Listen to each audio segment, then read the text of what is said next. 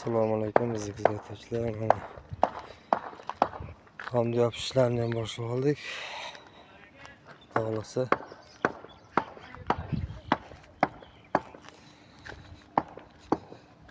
mullatlar qotiryapmizmi? Shapkalar hamma joyga standart oltmish chiqadi. Shunaqa holatda ketyapmiz xudo xolasa. Uylarga derazani ustiga bu kirish qismiga